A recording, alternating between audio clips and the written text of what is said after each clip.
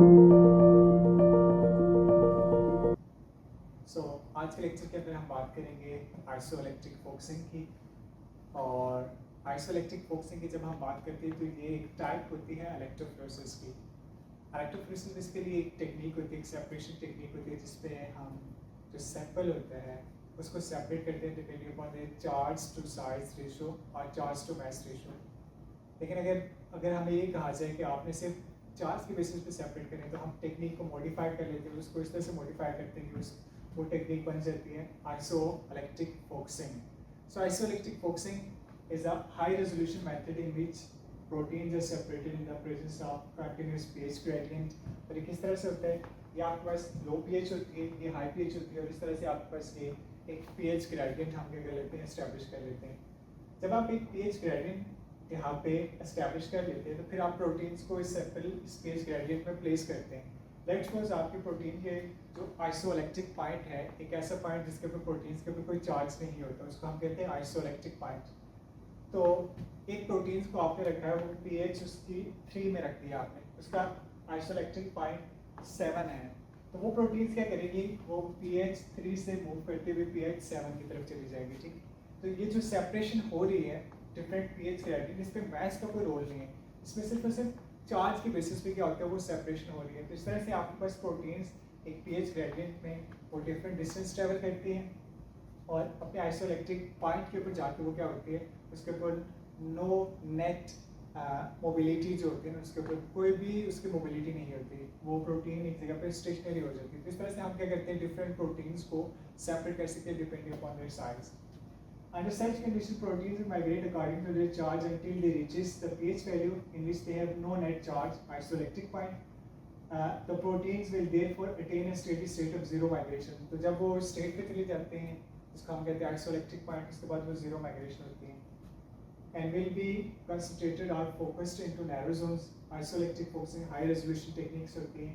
Protein जो इसकी resolution होती है वो 0.02 pH यूनिट। इसका मतलब क्या होता है कि अगर एक प्रोटीन्स की पीएच है 5.76 और एक की है 5.78, दो आइसोइलेक्ट्रिक पीएच एक प्रोटीन की 5.76 और एक की 5.78 है, तो उन दोनों को भी हम सेपरेट कर सकते हैं यूजिंग आइसोइलेक्ट्रिक फोकसिंग।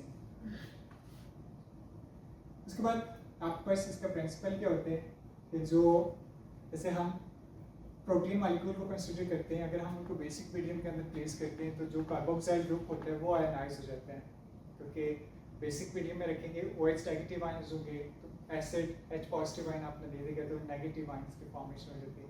लेकिन अगर हम अमीनो एसिड को एसिडिक मीडियम में रखते हैं तो वो अपने क्या करेंगे, जो NH2 पॉजिटिव आयन होते हैं, जो अमाइन ग्रुप्स होते हैं, वो एक्सेप्ट कर लेंगे प्रोटॉन को, NH3 पॉजिटिव आयन देंगे तो पॉजिटिवली चार्ज हो जाएंगे। तो ये डिफरेंट चार्ज शो करते हैं अंडर डिफरेंट पीएच कंडीशंस। तो इस वजह से हम क्या कहते हैं, पीएच ग्रेडियंट की यूज कर लेते हैं। Then electric field is applied to the ionized molecule will migrate under the influence of electric field.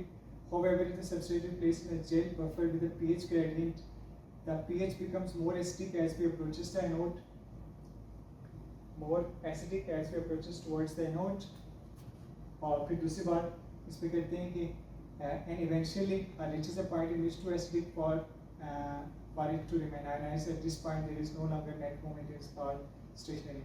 So ये बेसिकली क्या कहते हैं कि आपने एक जैसे ये मॉलिक्यूल है, इसका आइसोइलेक्ट्रिक पॉइंट लेट्स सपोज हम इसको कहते हैं कि ये 8 है इसकी पीएच, तो ये अगर आप इसको किसी भी पीएच के अंदर रखेंगे तो ट्रैवल करके उस पॉइंट के ऊपर चला जाएगा, और इस पॉइंट के ऊपर इसको इसका जो आइसोइलेक्ट्रिक पॉइंट होता है वहाँ पे इसकी नेट मोमेंट 0 हो जाएगी। बेशक ये पॉजिटिवली चार्ज, अगर आप इसको यहाँ पे रखेंगे तो उससे जो नेगेटिवली चार्ज होगा वो मूव करेगा टुवर्ड्स द पॉजिटिव, और एक पॉइंट के ऊपर आ जाएगा जहाँ पे इसका नेट चार्ज 0 हो जाएगा, जिसको हम आइसोइलेक्ट्रिक पॉइंट भी कहते हैं। So ये basically आपके पास acidic strength of the carboxylic acid will depend upon the composition of ion, क्योंकि जब हम बात करते हैं तो सारे के सारे जितने भी अमीनो एसिड्स होंगे उन सब के अंदर कार्बोक्सिल ग्रुप तो होगा, वो तो आयनाइज होगा, तो हम कहेंगे तो वो तो एक तरीके से आयनाइज होना चाहिए, लेकिन वैसा होता नहीं है। जो हर एक अमीनो एसिड होती है उसका एसिडिक स्ट्रेंथ वेरी करती है, वो डिपेंड करते हैं कि आर ग्रुप कौन सा होता है। जैसे ग्लाइसिन में डिफरेंट होती है, लाइसिन में डिफरेंट एसिडिक स्ट्रेंथ होती है, तो उनके जो आइसोइलेक्ट्रिक पॉइंट्स होते हैं वो डिफरेंट होते हैं। इस तरह से हम क्या कर लेते हैं, उसको सेपरेट कर सकते हैं। So different proteins will have carboxylic acid group of different acidic staining and they will stop at different points in the pH gradient. Same applies to amino acid groups. In the inverse technique is based on the net charge on which it is performed in non-sink medium.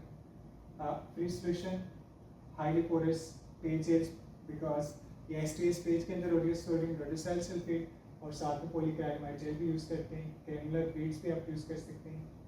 अभी question important है, if you want to have a highly porous gel do we use a large और small amount of the डाइफॉक्सिल monomers. जैसे previous lecture में मैंने बात की थी, ऐसे मोनोमर्स होते हैं जब हम उसको लार्ज क्वांटिटी में यूज़ करेंगे तो क्रॉस लिंकिंग क्या हो जाएगी, वो ज़्यादा हो जाएगी.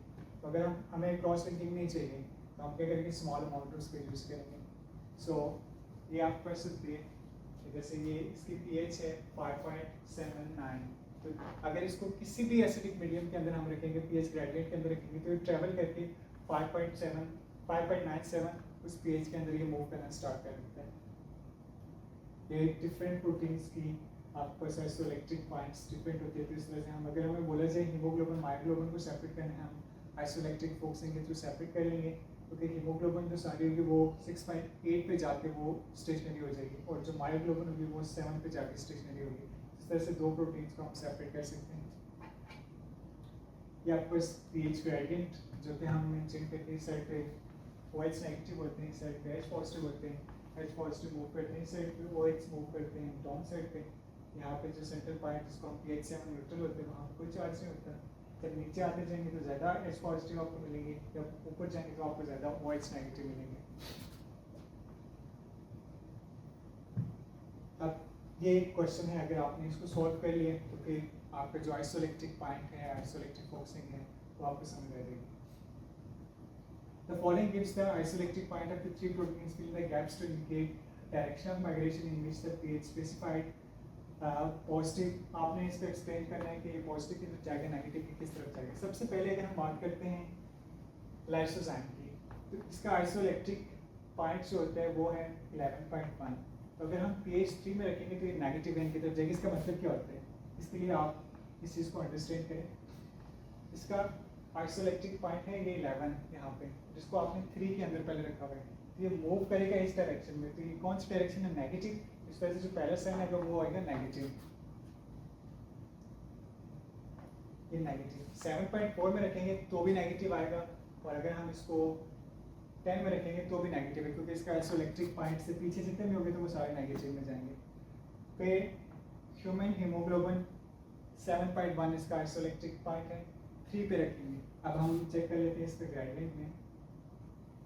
7 इसका आइसोइलेक्ट्रिक पॉइंट है 7.1, 3 में रखा हुआ है तो इसकी डायरेक्शन ये वाली होगी. ठीक है, तो ये पहला पॉइंट इसका आ जाएगा नेगेटिव की तरफ मूव करना है. दूसरा अगर हम बात करते हैं